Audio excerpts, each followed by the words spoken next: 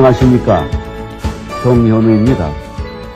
오늘은 네 번째로 나쁜 기운을 퇴치하는 요령과 방법에 대해서 구체적으로 말씀을 나누도록 하겠습니다. 많은 분들이 의아하고 궁금하게 생각하는 다양한 의견이 있겠습니다만은 여러 가지로 오늘 얘기를 통해서 그 궁금증이 아마 풀어지는 그런 시간이 되리라고 믿습니다.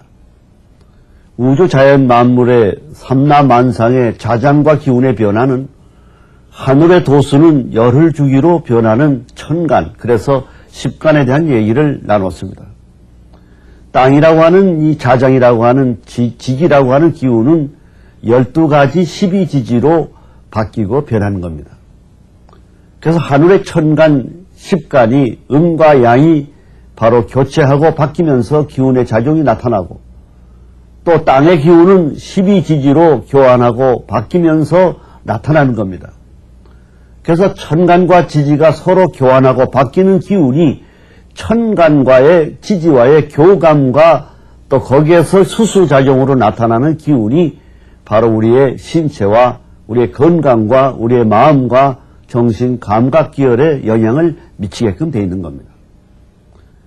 우리가 이 십간 중에서 갑병무경림, 갑을병정, 무기경신, 임계 가운데서 갑병무경림을 양이라고 그럽니다.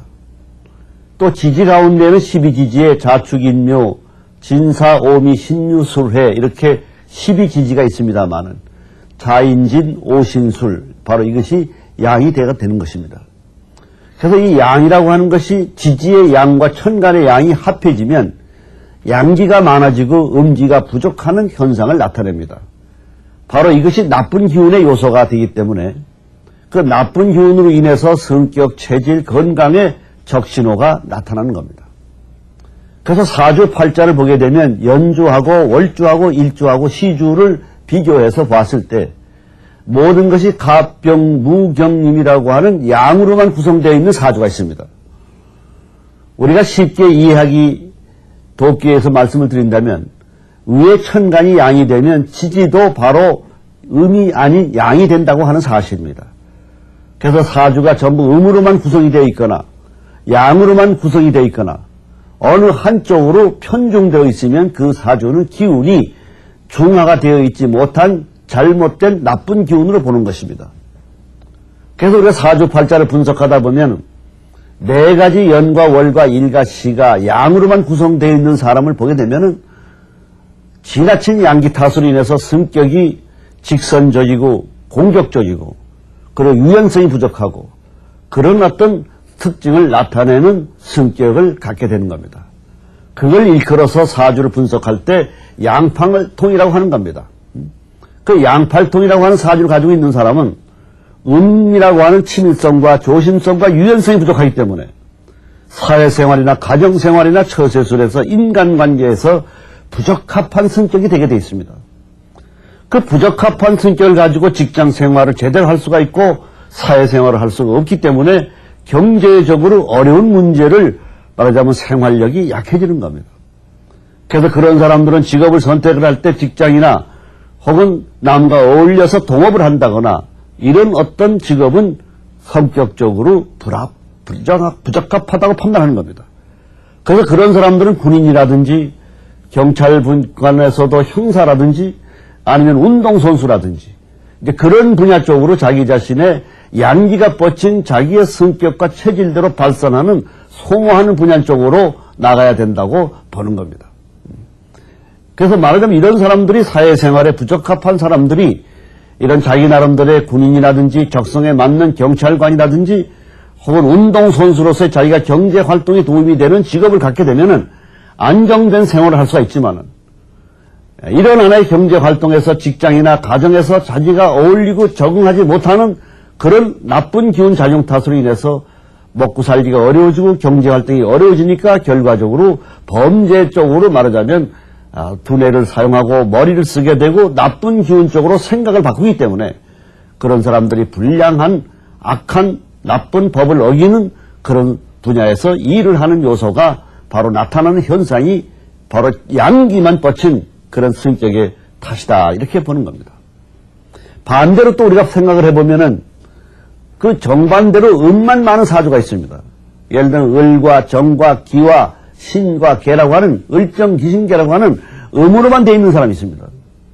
이런 사람들은 또 성격 자체가 너무 양자 부족해서 너무 내성적이고 너무 소심하고 너무 대인공포증, 남과 예를 든다면 어울려서 얘기하는데도 굉장히 부담감을 느끼는 사람이 있습니다. 그런 것으로 인해서 또 사회생활에 부적합한 성질이 됩니다. 그래서 이런 사람들은 기술직이라든지 연구직이라든지 사주의 팔자에 나타난 자기의 재능과 능력을 개발하는 그런 하나의 분야에서 자기가 일을 하게 된다면 그 사람은 성공적인 자기의 나쁜 양기 부족에서 오는 부족한 나쁜 기운을 극복할 수 있는 방법이 되는 겁니다. 우리가 역학과 사주를 풀 때는 여러 가지 방법과 여러 가지 분석법이 나옵니다. 그 연구 범위를 대충 말씀을 드린다면은 하늘의 도수 십간과 지지의 12지지가 서로 교감과 상생과 상극을 통해서 기가 생성되기도 하고 조정도 되고 기가 무너지는 요소가 나타납니다. 그래서 연과 월과 일과 시 네 가지를 분석을 해서 그런 상황을 면밀히 분석을 해서 이 사람이 성격과 체질과 적성과 이런 것들이 나타나는 겁니다. 예를 들면 목의 달에 태어난 사람이 토가 있어서 목극토하고 내가 남을 극하는 성질을 가지고 있는 사람은 굉장히 부지런합니다. 토의 날에 태어난 사람이 수가 있다든지 금의 날에 태어 있는 사람이 목이 있다든지 내가 남을 극하는 것을 갖고 있는 사람은 굉장히 부지런해요. 그래서 아침부터 일찍 일어나고 직장 생활에도 부지런하고 근면하고 열성적이고 적극적이고 이런 요소가 나타나기 때문에 내가 남의 극하는 목의 날에 태어난 사람이 토가 있으면은 또 금의 날에 태어난 사람이 목이 있거나 화의 날에 태어난 사람이 금이 있거나 수의 날에 타 있는 사람이 화가 있거나 이런 극하는 요소의 오행을 가지고 있는 사람은 부지런하기 때문에 그런 사람은 돈을 모을 수 있는 팔자다 이렇게 분석을 하는 겁니다. 사주팔자라고 하는 것은 자기의 타고난 기운의 적성과 근면성과 또 그 사람의 그 기운에서 오는 성격의 적극적이냐 소극적이냐 혹은 긍정적이냐 부정적이냐 특히 나쁜 기운 가운데서 흔히 얘기하는 아마 여러분들께서는 원진살이라고 하는 얘기를 많이 들어보셨을 것입니다. 우리가 보통 사주를 추명할 때 연애자평 선생에서 그 보는 방법을 연이라고 하는 것은 항상 조상을 얘기했습니다. 월이라고 하는 것은 부모궁이라고 했습니다. 일이라고 하는 것은 자기 자신의 성격 체질과 부부관계라고 하는 배우자궁으로 보고 있는 것이 일주로 보고 있습니다. 그래서 시주라고 하는 건 자녀관계, 자식으로 이렇게 네 가지를 연월일시를 근묘하시라고 하는 겁니다. 조상이라고 하는 것은 뿌리가 되는 겁니다. 그리고 부모는 나에게 뿌려진 씨앗이 되는 겁니다. 그 뿌리와 씨앗에 뿌려진 덕택에 꽃이 피어져 있는 게 나라고 하는 인생의 주인공이 되는 겁니다. 그리고 그 열매는 바로 내 자식으로 이어지는 겁니다. 이것을 원형이정 근묘하실이라고 하는 용어로 해석을 하는 겁니다. 그래서 이 월이라고 하는 부모궁과 일이라고 하는 나 자신의 일과 월이 지지해서 원진살을 맡게 되면 바로 부모에게 대해서 불만을 하고 불만을 갖다가 부모에게 원망하는 그런 불평적 요소를 가지고 있다고 보는 겁니다.